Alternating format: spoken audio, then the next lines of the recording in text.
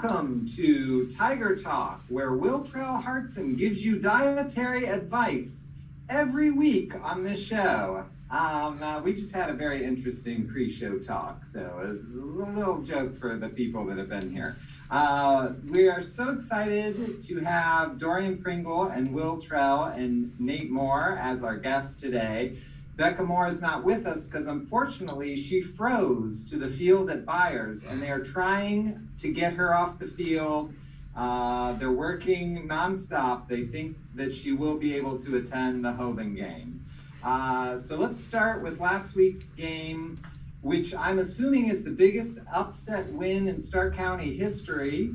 We've got, you beat Coach of the Year, Player of the Year, Federal League Team of the Year, everything. It was a huge upset. How do you feel about the win, Coach? Feel good about it. Especially our defense. Our defense was lights out.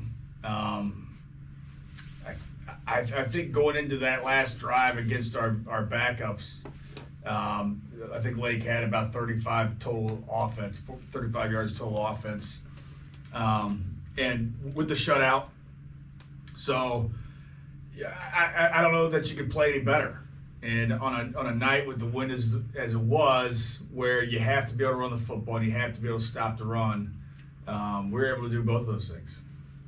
That one pass to Ardell was so amazing, how the ball went and then it just flipped, just like it was like a cartoon or something. I mean, you had to take a shot, but did you kind of know that you weren't really going to be able to pass, but you had to try?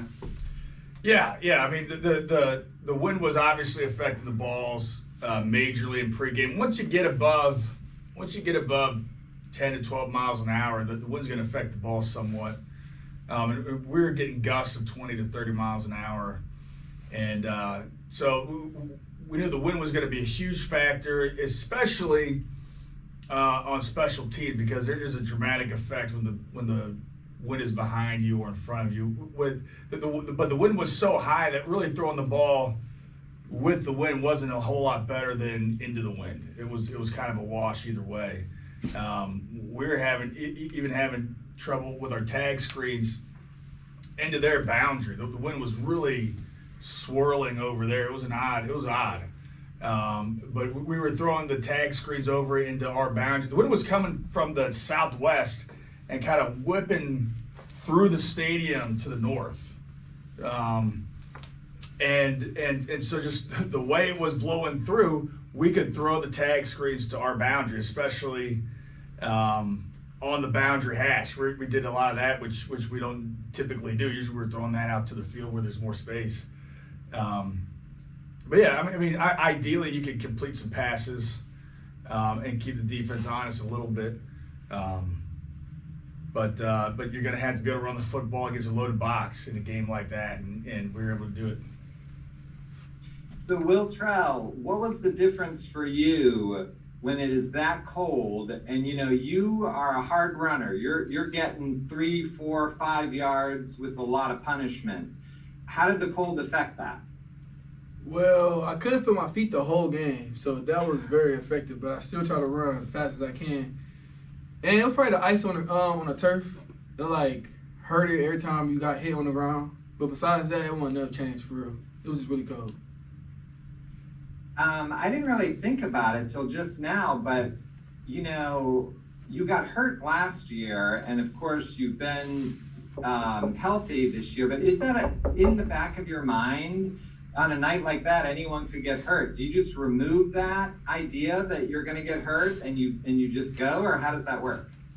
Yeah, I kind of removed it. I really don't think about it. Or when I'm standing up with a power something, I try to squeeze in or try to be fast and get up.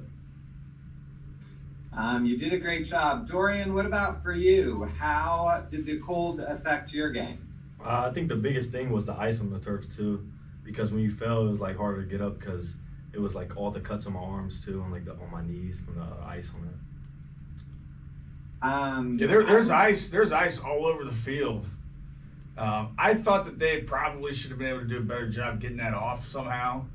And actually asked if they could drag the field again about 5 o'clock, and They weren't interested in doing that, but there's solid ice chunks all over the field, and it was definitely going to affect the players in a negative way, especially guys like Wiltrell who are being tackled out there. Not good. Well, yeah, and I mean, I guess a couple Lake players got hurt, but it's really amazing that no one got hurt, like for real. And it seemed like nobody really got hurt. Am I right about that? I can't quite remember, but I mean, that was crazy.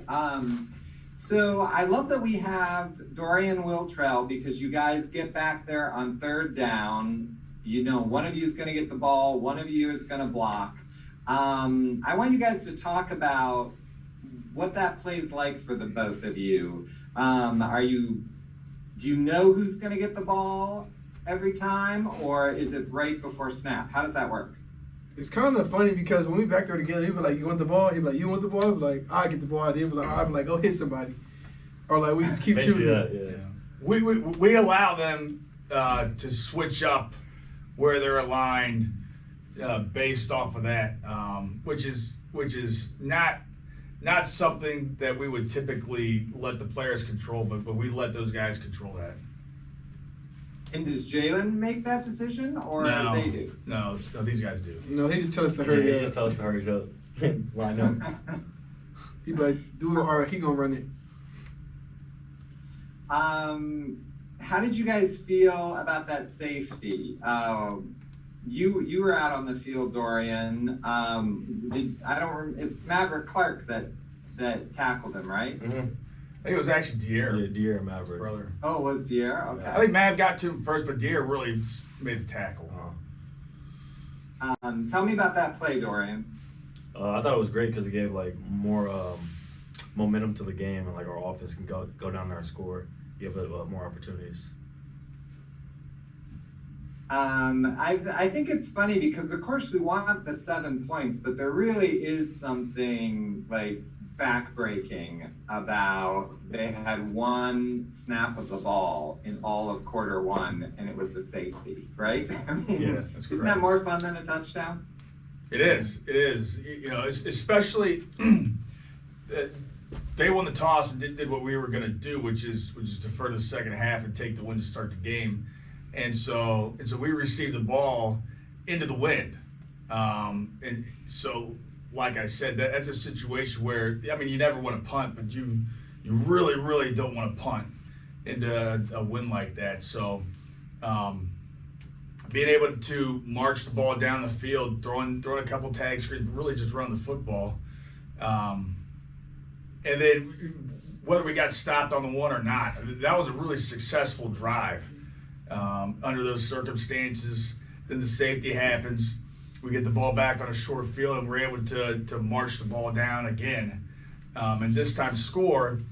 But to control the ball on the ground, going into the wind to start that game was huge. Yeah, I mean, it definitely was. It was very exciting. I loved the beginning and just the dominance. I really felt like we dominated that game all the way, like you say, till the backups came in. When I was glad you were taking the starters out, because we're looking to next week anyway. It doesn't matter if you get a shutout. What matters now is everyone's healthy and you move forward. Yeah, would have loved to have that shutout. That's disappointing. Understandable, but also, what are you gonna do? So, do we know who we play this week? Dorian, have you heard? Do we know yet who we play? Yeah, we know. Tell me how you feel about facing Hoban. What will you have to do? Give me a little scouting report. We'll start with Dorian and then go on to Wiltrell. I feel like if we control like the pace of the game, like our defense do our job, offense score points obviously. Our defense has gotta like make sure we stop the run. And I think our front seven, our safeties coming down can do it. That's basically it. What do you think, Wiltrell? I want my get back, and I feel like if we start fast up front and protect the quarterback for passes and run the ball hard, we're gonna be good. Just gotta get past the secondary, but really past the front seven. So, Coach, they have a great running back. We have a great running back. You know, they've got a great offensive line. We've got a great offensive line. You know, their coach has won a state championship. Our coach has won a state championship. So this is where will comes into play. And I've talked to Becca about this, and I really want to hear from you. How does the will to just take over that game, how will that come into play when you're playing basically two perfect high school football teams?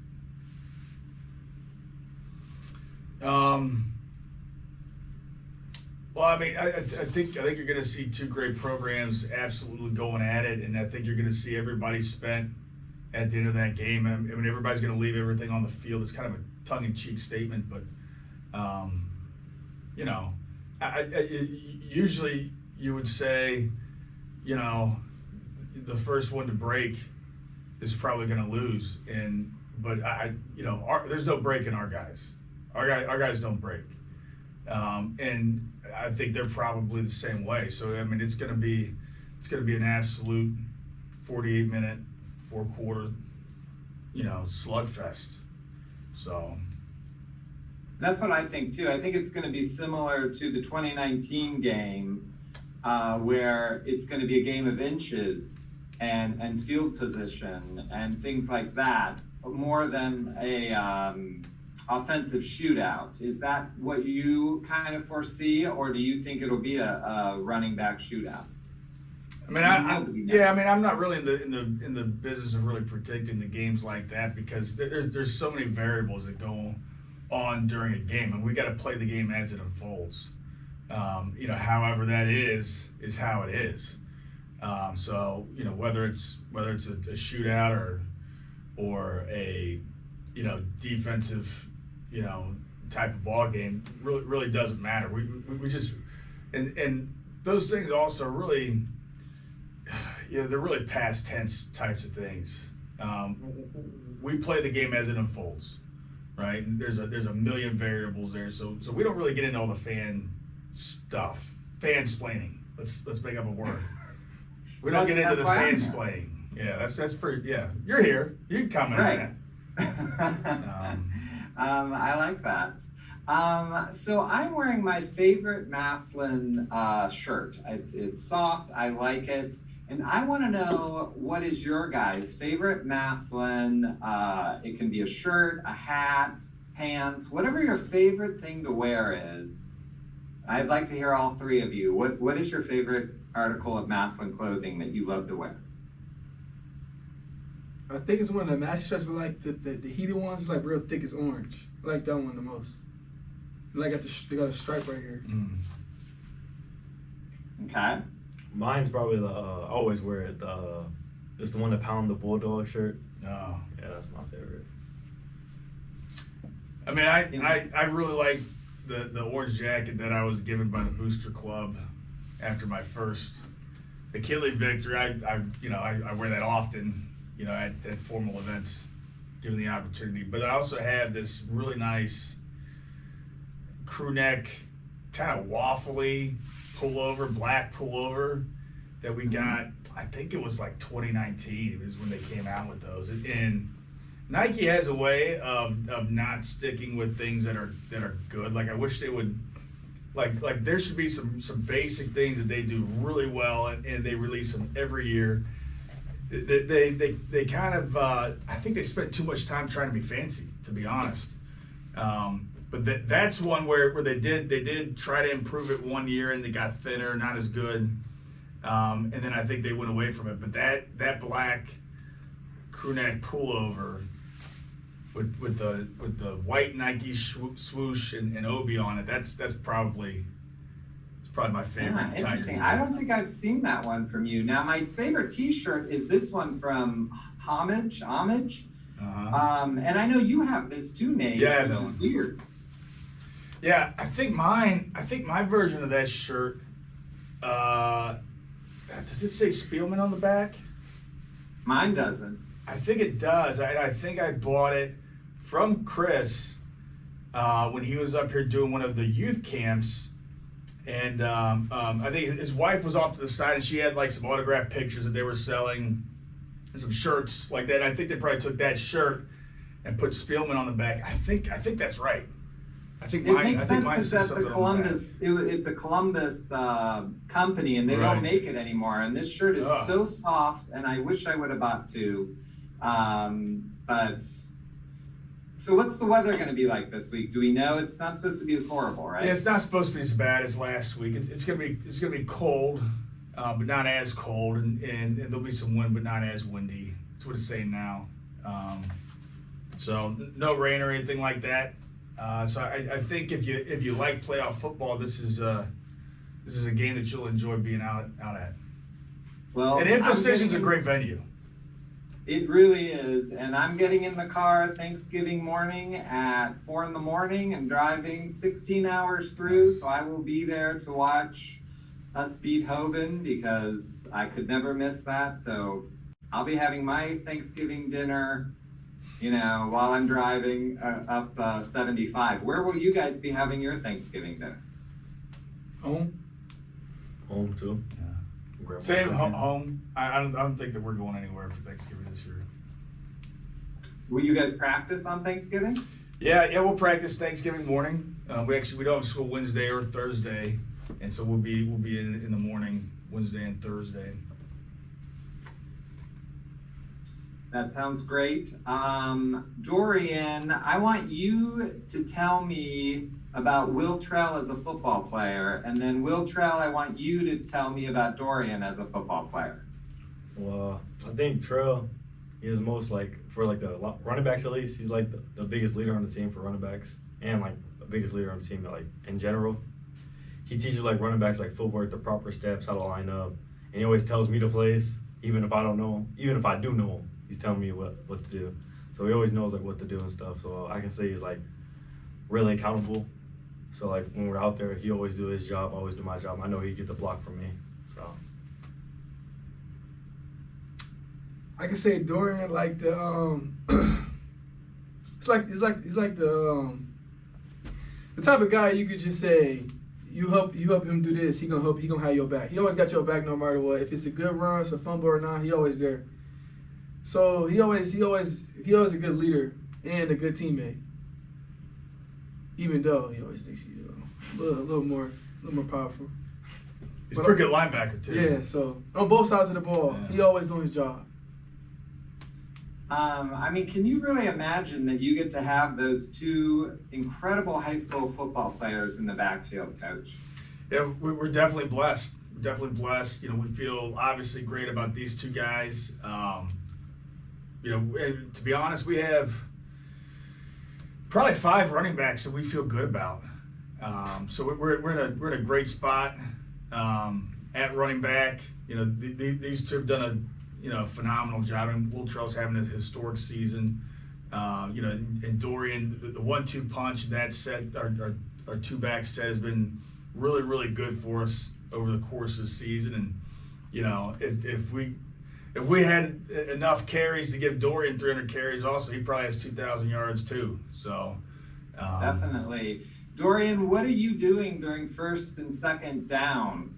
Are you dying to get out there, or are you sitting down trying to catch a breather? I'm probably standing by Coach McGuire actually, waiting to get in because I know they're gonna call dodge. If it gets short yardage, there's gonna be dodge. So probably just standing by Coach. And I was surprised that Coach McGuire said he's going to lock Wiltrell in his trunk of his car so he can't beat that record this week. That shocked me. I had thought after the game that he had beat the record, but it turns out that he's actually tied exactly. They both have exactly 1,976 yards. So right now, Coach McGuire is still tied for first place, but after the first carry this coming Friday, it'll be Wiltrell by himself. I know. I think that is funny. That was a nice thing for a player to do. He said, you know what? I want my coach to have one more week. And that is nice. I find that commendable. He's a gentleman. You guys got your work cut out for you. The town's behind you. We're excited. We're going to beat Hoban, and we're excited to be in the state semis. It means a lot to people like me. That's why I'm driving 16 hours to see you guys play, and it's going to be amazing. Thank you for what both of you have done all season. And I don't know if the coach did anything too. I'll thank Nate too. I'm sure he helped do something along the line. You guys were great, and I just want viewers to know that the Massillon 15 for 15 book is on sale for Christmas for only $5. Don't get a coffee this week, get a Massillon book.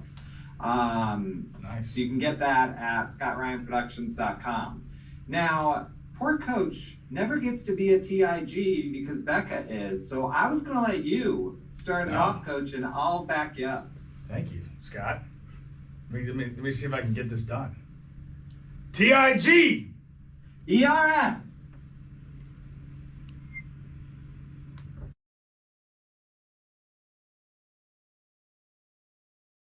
Spirit of Stark embodies the pride that each community in our county has for their local schools and teams. That's why when it's time to find the best in custom apparel, look no further than Spirit of Stark, located at 409 Erie Street North. Custom embroidery offered on almost any type of garments, from shirts and jackets to hats, pants, and shorts. Their state-of-the-art equipment allows Spirit of Stark to fulfill any order, big or small. You name it, they can do it. Want to look your best heading back to school this fall? Contact Spirit of Stark at 330-806-6745. We can't wait to hear from you.